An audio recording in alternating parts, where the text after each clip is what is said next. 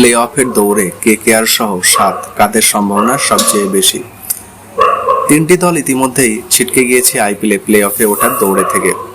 বাকি 7 দলের মধ্যে লড়াই চলছে প্রথম 4-এ শেষ করার। এখনো পর্যন্ত কোনো দলই প্লে অফে নিজেদের জায়গা পাকা করতে পারেনি।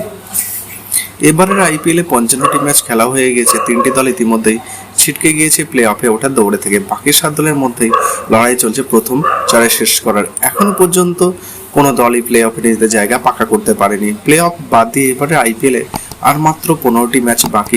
থেকে ছিটকে গিয়েছে Chennai Super Kings, Rajasthan Royals এবং সানরাইজার্স হায়দ্রাবাদ। লিগ তালিকার শীর্ষে থাকা রয়্যাল চ্যালেঞ্জার্স বেঙ্গালুরু 11টি ম্যাচ খেলে 16 পয়েন্ট পেয়েছে।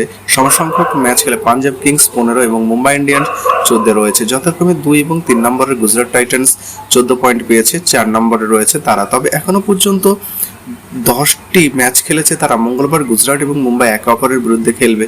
যে দল এই ম্যাচ জিতবে তারাই 1 নম্বরে পৌঁছে যাবে, কারণ এই 2 দলের নেট রান রেট শীর্ষে থাকা বেঙ্গালুরু থেকে বেশি।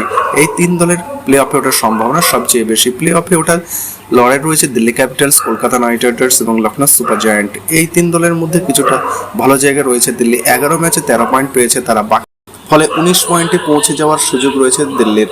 কলকাতা পৌঁছতে পারে সর্বোচ্চ 17 পয়েন্টে। লখনৌর পক্ষে 16 পয়েন্টের বেশি পাওয়া সম্ভব নয়।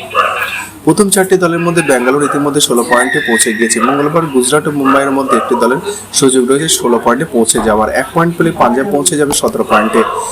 এই দলগুলির 16 পয়েন্টে পার করতে পারলেই লখনৌর প্লে অফে ওঠার সম্ভাবনা বন্ধ হয়ে যাবে। দিল্লি এবং কলকাতা নিজেদের ম্যাচ সব জেতার পর অপেক্ষা করতে হবে বাকি দলগুলির উপরে।